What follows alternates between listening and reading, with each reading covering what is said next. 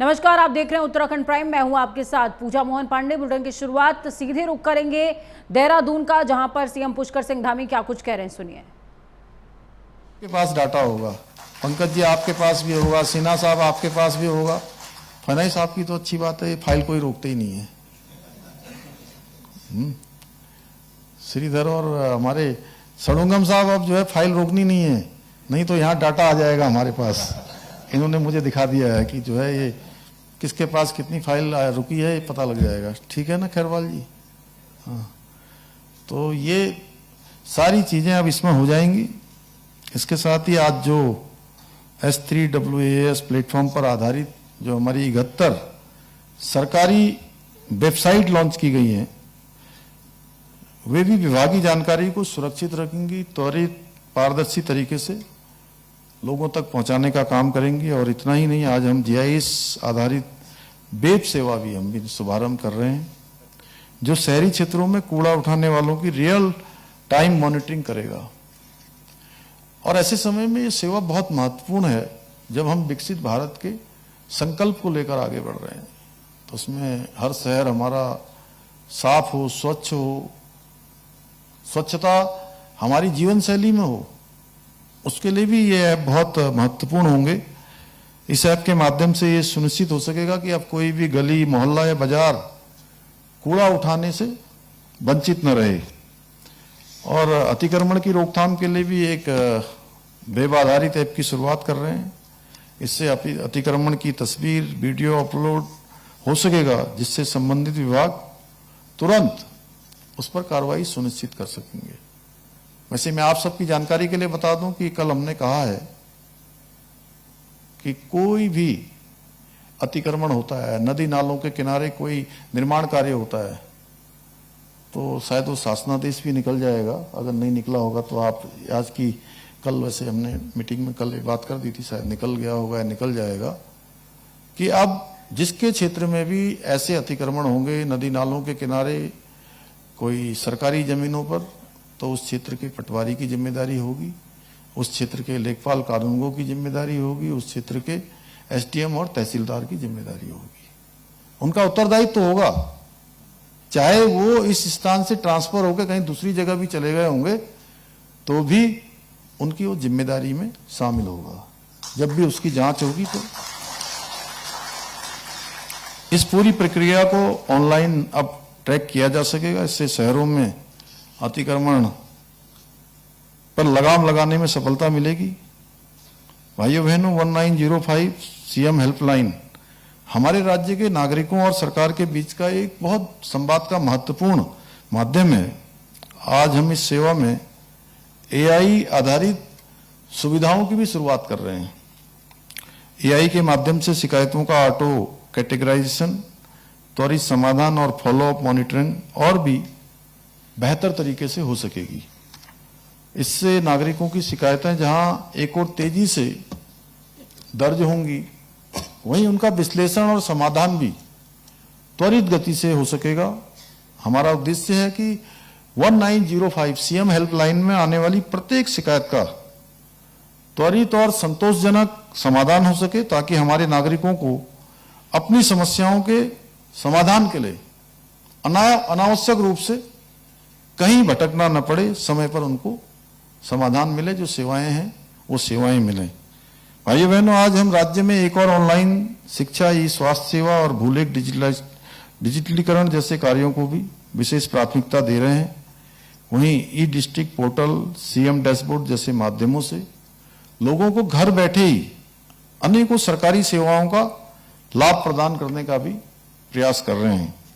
इसके साथ साथ हम विद्यार्थियों के लिए स्मार्ट क्लास रूम और E-लर्निंग प्लेटफॉर्म का भी विस्तार कर रहे हैं।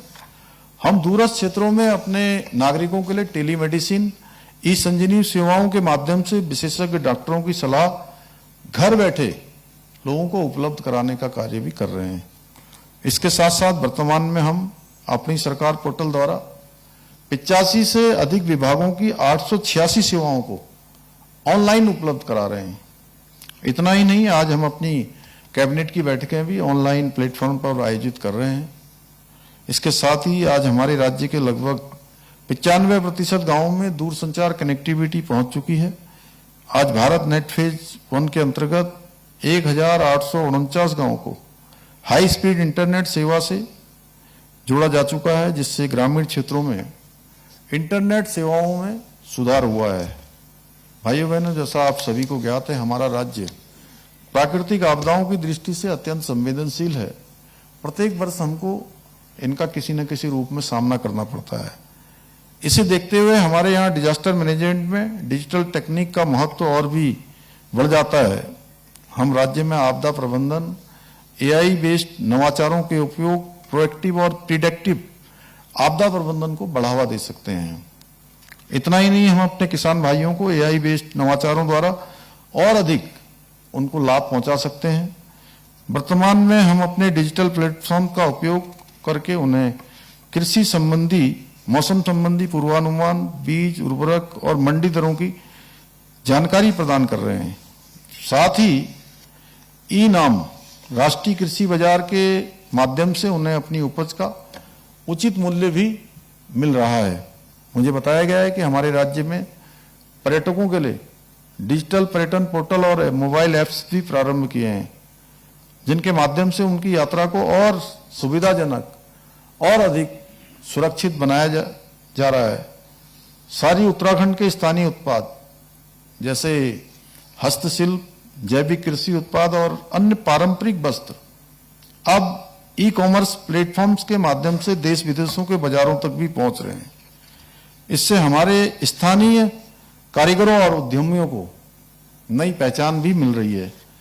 आज हमारे राज्य में डिजिटल भुगतान, ई कॉमर्स, ई बैंकिंग का प्रसार दूर दराज के ग्रामीण क्षेत्रों तक पहुंच रहा है।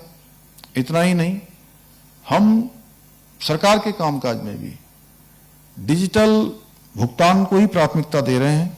साथ ही हमने अधिकांश टेंडर प्रक्रियाओं को भी ऑनलाइन किया है।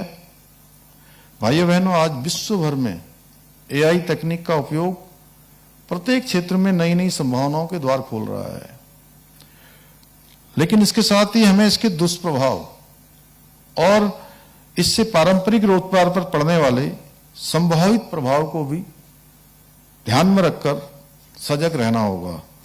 मेरा पर्सनली मानना है कि हमें इसे एक खतरे के रूप में नहीं, बल्कि एक अवसर के रूप में देखना चाहिए। अब समय आ गया है, हमें अपने युवाओं को एआई फ्रेंडली बनाना होगा, क्योंकि जो इस तकनीक के साथ मिलकर चलेंगे वो भविष्य के बदलते हुए दौर में भी आगे रहेंगे। क्योंकि जितनी चुनौतियां आएंगी, जिस प्रकार के भी चैलेंज होंगे, वो उस पर पार पाएंगे। इसलिए आवश्यक है कि हम अपने शिक्षा और प्रशिक्षण के ढांचे को इस प्रकार से तैयार करें जिससे हमारे युवा केवल एआई का ही उपयोग न करें, बल्कि उसके विकास में भी अपनी भूमिका निभा सकें।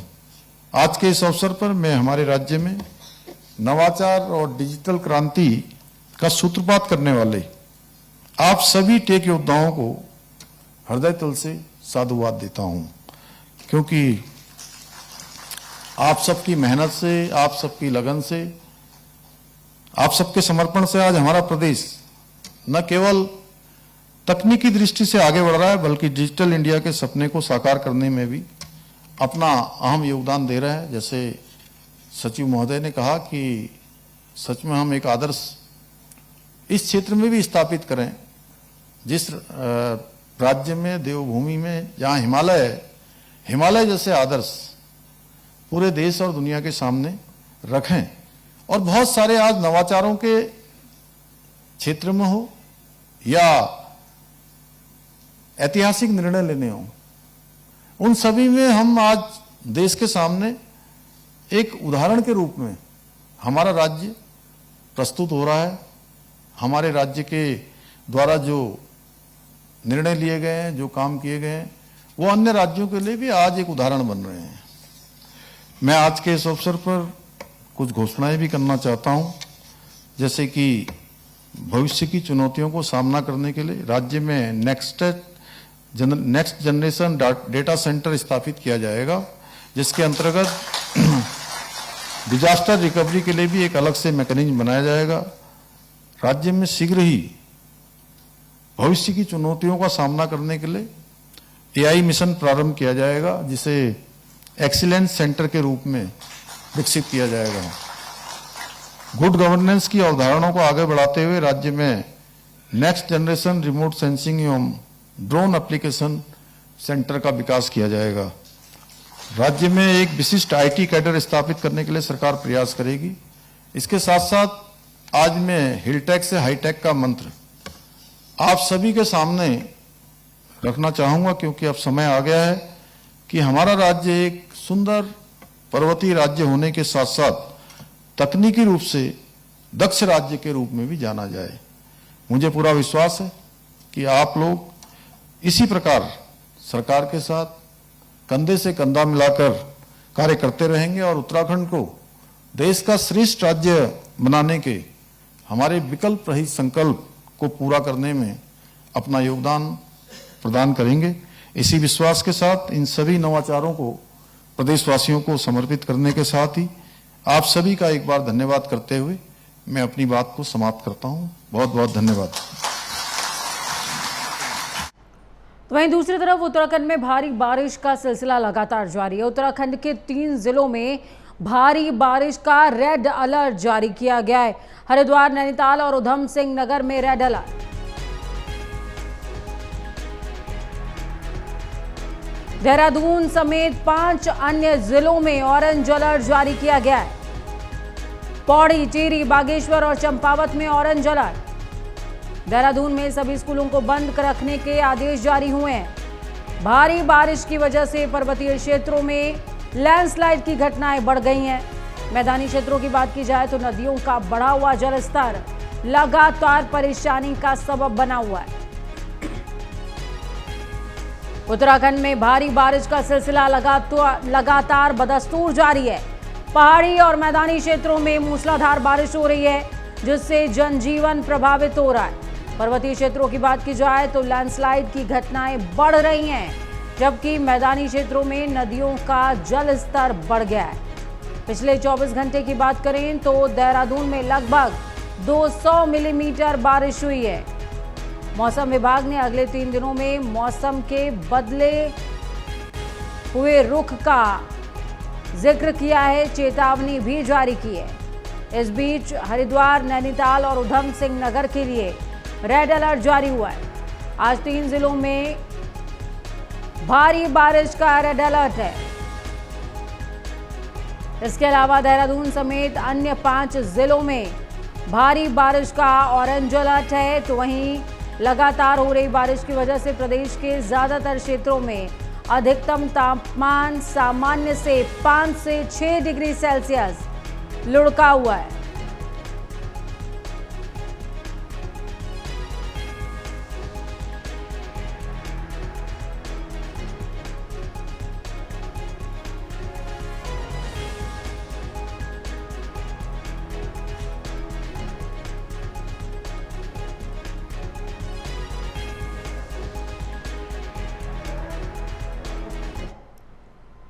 तो वहीं मौसम विभाग के पूर्वानुमान के तहत चमोली जनपद में भारी बारिश के अलर्ट की चेतावनी जारी होने के चलते अब चमोली जनपद के सभी ट्रैकिंग प्लेसेस पर जिला प्रशासन की ओर से 14 अगस्त तक रोक लगा दी गई है। लिहाजा क्षेत्र के उच्च हिमालयी तीर्थ स्थलों और ट्रैकिंग प्लेसेस में पर्यटकों और श्रद्धालुओं की आमद थम सी गई है। चमोली जिले के रुद्रनाथ धाम सहित श्री हेमकुंड साहिब, विश्व धरोहर, फूलों की घाटी के साथ साथ तमाम ट्रैकिंग रूट्स पर रोक लगाने के चलते अब सन्नाटा पसरा हुआ नजर आ रहा है।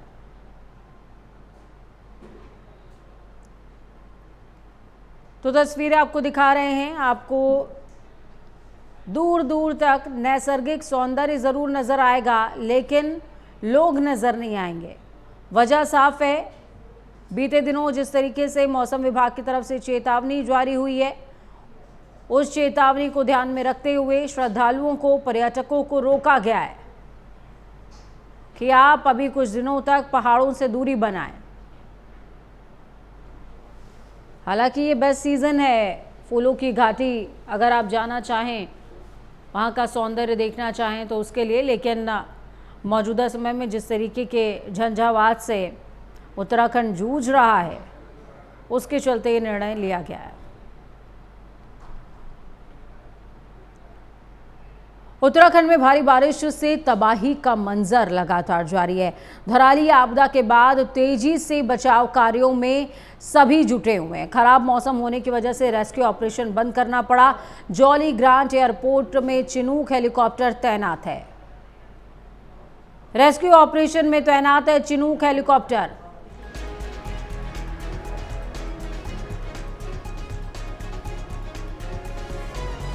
मौसम विभाग ने भारी बारिश का अलर्ट जारी किया है।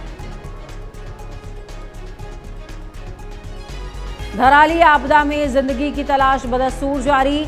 आपदा को 1 हफ्ते बीत गए हैं, तो वहीं मौसम की चेतावनी के बीच आज रेस्क्यू के लिए सेना, आईटीबीपी, एनडीआरएफ, एसडीआरएफ और जिला प्रशासन ड्रोन और अन्य अत्याधुनिक उपकरणों की मदद से मलबे में दबे लोगों की तलाश में जुटा हुआ है।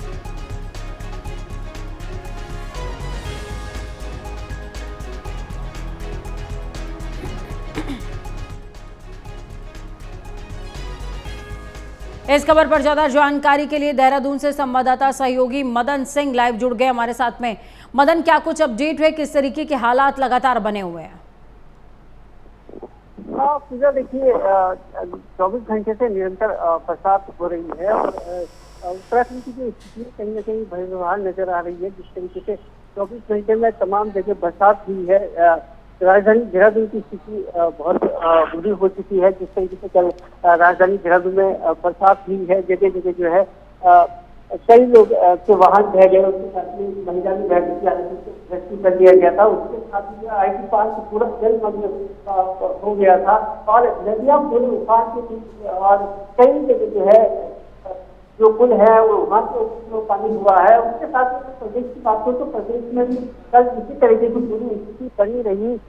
जगह जगह लैंडस्लाइड हुए हैं और उसके साथ ही 134 सड़कें जो है कल यहाँ पर टूटी है, जिसका कि मरम्मत कार्य चल रहा है। तो स्थिति कहीं ना कहीं बिगड़ है और आगे 3 दिन के लिए जो है और मौसम में अलर्ट जारी किया है। खासतौर पर कल के लिए जो है कल कई जगह रेड अलर्ट जारी किया गया है। तो स्थिति और भी विकट होने वाली है। उसके साथ ही जो परिस्थितियां उत्तराखंड की है, उत्तराखंड में बिल्कुल मदन, देखिए 2 विषय मैं आपसे समझना चाहूंगी। पहला, स्कूलों को तो बंद किया गया है, लेकिन देहरादून के बीच से कई ऐसे गदेरे हैं जो बहते हैं, जैसे कि टपकेश्वर महादेव के बगल से एक गदेरा बहता है जिसका वाटर लेवल बीते दिनों इंक्रीज होने की खबर सामने आई थी। तो इन गदेरों से दूर रखने के लिए लोगों को किस तरीके से चेतावनी दी जा रही है और सख्ती से उसका पालन हो, इसके लिए ग्राउंड पर क्या एक्टिविटी है? आप इधर देखिए, शासन प्रशासन की तरफ से पूरी तैयारियां हैं। मौसम विभाग ने भी पहले अलर्ट कर दिया गया था, लेकिन उसके बावजूद जो है जो नदी नालों के आसपास के जो मकान है, वहाँ पे जो लोग रह रहे हैं, वो कहीं ना कहीं इस चीजों को मानने के लिए तैयार नहीं होते। पहले से ही जो है चेतावनियां जारी कर दी जाती है, लेकिन उसके बावजूद परिस्थितियां जब विकट होती है तो स्थिति यथावत देखने को मिलती है। और खासतौर पे राजधानी देहरादून में जो है स्मार्ट सिटी का कार्य जो है प्रगति पर है, उसके कारण भी कहीं ना कहीं नदी नालों में मलबा जो है बहुत ज्यादा पहले से बना हुआ है। चलिए, बहुत शुक्रिया मदन हमारे साथ जुड़ने के लिए, अहम जानकारी साझा करने के लिए। रुद्रप्रयाग से बड़ी अपडेट सामने आ रही है, जहां पर केदारनाथ यात्रा 3 दिन के लिए स्थगित कर दी गई है। बारिश के अलर्ट को लेकर के केदारनाथ यात्रा रोकी गई है। भारी बारिश की वजह से 14 अगस्त तक रोक दी गई है यात्रा। प्रशासन ने तीर्थयात्रियों की सुरक्षा को लेकर ये फैसला लिया है।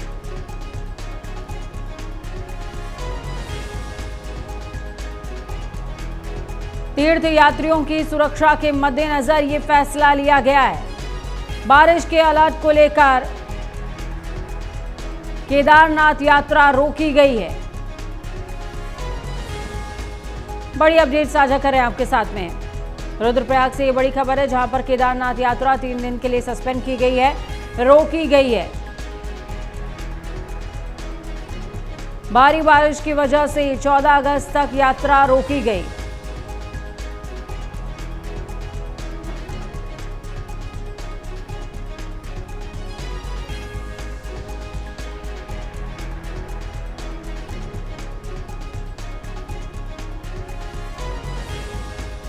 देखिए, उत्तराखंड की मेन आर्थिकी का जो स्रोत है वो 4 धाम यात्रा है, लेकिन बारिश के अलर्ट और यात्रियों की सुरक्षा को ध्यान में रखते हुए यात्रा पर 3 दिन के लिए रोक लगाई गई है। अगली खबर चमोली से, जहां चमोली में बद्रीनाथ राष्ट्रीय राजमार्ग भनेर पानी पीपल कोटी के पास लैंडस्लाइड के वजह से रास्ता बंद हो गया है। पहाड़ी से लगातार मलबा और पत्थर गिर रहे हैं, जिससे लोग जान जोखिम में डालकर रास्ते को पार कर रहे हैं। तस्वीर आप देख पाएंगे। मौसम विभाग ने अगले 3 दिनों तक भारी बारिश की संभावना जाहिर की है, जिससे हालात और बिगड़ सकते हैं। तस्वीरें आपको दिखा रहे हैं। ये पूरा का पूरा रास्ता जो है मलबे से पट गया है, लेकिन लोग चूँकि उन्हें पार करना है रास्ता, इस वजह से ट्रैक करके रास्ते को क्रॉस करने की कोशिश कर रहे हैं, पर ये बहुत रिस्की हो सकता है।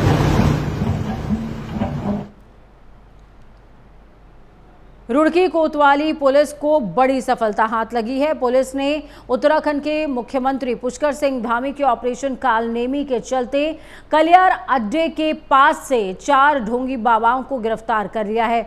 इन ढोंगी बाबाओं में सहारनपुर निवासी फारूक पुत्र अतीक, लखनऊ निवासी रमेश पुत्र बुद्धलाल, हरियाणा निवासी महेंद्र जो कि दुलीचंद और का बेटा है। गाजियाबाद की बात करें तो राजू जो कि छेलू राम का बेटा है। ये ढोंगी बाबा शराब के ठेके के आसपास घूमा करते थे, साथ ही तंत्र मंत्र से लोगों को भ्रमित किया करते थे। अगली खबर मसूरी से, जहां मसूरी में कांग्रेस का आरोप है, और ये आरोप ऐसे नहीं बल्कि प्रेस वार्ता करते हुए कांग्रेस प्रवक्ता गिरिराज किशोर हिंदवाल ने कहा है कि जब धराली के लोग मलबे में दबे थे, तब बीजेपी नेता हेलीकॉप्टर से आकर फोटो खिंचवा रहे थे। उन्होंने आरोप ये भी लगाया कि मुख्यमंत्री धामी को छोड़ दें तो कोई भी मंत्री पीड़ितों के पास नहीं पहुंचा, जबकि कांग्रेस प्रदेश अध्यक्ष करण मारा ने 70 किलोमीटर पैदल चलकर 45 लोगों को सुरक्षित बाहर भी निकाला है। सरकार की ओर से पीड़ितों को 5,000 की राहत राशि देने पर हिंदवाल ने कहा कि ये मदद नहीं, जले पर नमक है। जी के नेतृत्व में जो लीडर ऑफ अपोजिशन भी है सबसे बड़ी पंचायत में, एक प्रेस कॉन्फ्रेंस कल उन्होंने की। उन्होंने एक पार्लियामेंट्री एरिया को लिया कर्नाटका में, उन्होंने सारी बातें उसमें रखी, पूरे उन्होंने एक्सप्लेनेशंस रखे कि वोट चोरी हो रहा है, इसके प्रमाण है, प्रमाण उन्होंने रखे। और वाकई उस प्रमाण में एक छोटी सी बात पे रखना चाहूंगी कि एक रूम, एक कमरा उन्होंने बताया, और 80 उसमें वोटर। आप स्वयं सोचिए, इलेक्शन कब। रुड़की में आफत की बारिश का दौर लगातार जारी है। पहाड़ों से लेकर मैदान तक हालात खराब हैं और मौसम विभाग की चेतावनी है कि 15 अगस्त तक भारी बरसात होने की संभावना है। भगवानपुर विधानसभा के पोहाना गांव में नेशनल हाईवे के अंडरपास के नीचे जल जमाव की वजह से बदतर हालात बने हुए हैं। आज भगवानपुर से कांग्रेस विधायक ममता राकेश नेशनल हाईवे के अधिकारियों के साथ मौके पर पहुंची हुई थी, जहां पर गांव वालों से काफ़ी नोकझोंक हुई, और जब मीडिया ने पानी में उतरकर लोगों से समस्याएं जानी और वहीं भगवानपुर विधायक से भी बातचीत की, तो विधायक ने सब जिम्मा नेशनल हाईवे के अधिकारियों पर मरते हुए 3 दिन में समस्या का समाधान नहीं होने पर धरना देने की धमकी तक दे डाली।